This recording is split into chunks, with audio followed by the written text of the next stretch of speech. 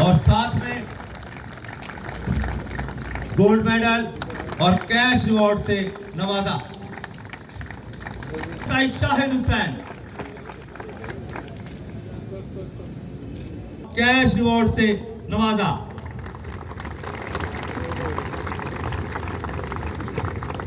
First और cash reward से नवाजा।